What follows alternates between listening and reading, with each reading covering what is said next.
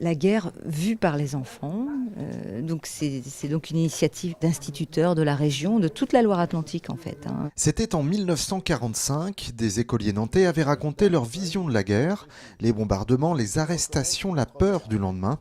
Des histoires tragiques réunies dans ce petit recueil. 70 ans plus tard, les voici face à des élèves d'aujourd'hui. C'est un moment assez émouvant parce que ce matin, 26 mai, on reprend un récit qui est interrompu depuis 70 ans. Vous avez commencé à écrire, vous étiez enfant, vous aviez 10, 11, 12 ans, et puis aujourd'hui, vous êtes un peu plus âgé. On reprend ça. Je suis né en 39, donc j'ai vécu toute ma jeunesse, enfin mes premières années de jeunesse pendant la guerre avec un père qui était prisonnier.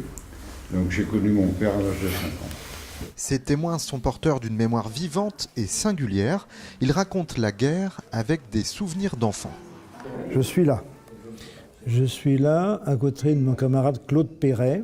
J'ai subi les bombardements du 16 septembre puisque j'étais dans le centre de Nantes. Donc j'entends toujours les sirènes. Et ce que je me souviens, c'est que lorsqu'il y avait des alertes par les sirènes qui étaient placées sur les édifices publics, lorsqu'il y avait 3 coups, c'était pour Saint-Nazaire, 5 coups, c'était pour Nantes. Cette rencontre, on la doit à des lycéens et à des écoliers nantais. Avec leurs profs, les plus grands ont retrouvé la trace des témoins devenus octogénaires. Quant aux plus jeunes, ils ont croisé les regards avec les invités. Qu'est-ce qui vous frappe dans le changement depuis la guerre, dans la région, en France, dans le monde? Rien ne change totalement et durablement. Un peu partout dans le monde entier, il y a toujours des guerres. Quand vous étiez plus jeune, comme à peu près notre âge, vous auriez voulu que ce soit comment? Comment ça se serait passé? C'est-à-dire qu'on aurait bien voulu ne pas connaître la guerre.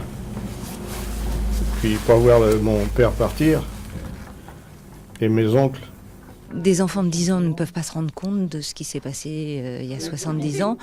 Et donc là, c'est leur donner la possibilité de faire voir par la petite histoire un petit bout de la grande histoire. Quand on voit des personnes plus âgées, qui étaient dans cette école avant, qui ont vécu la guerre, qui ont vécu dans cette école, moi ça me touche beaucoup.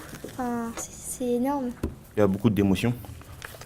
Il y a beaucoup de tristesse aussi, parce qu'il y a des choses qui sont passées pendant la guerre, qui, pour moi, j'aurais pas aimé vivre ça, vraiment.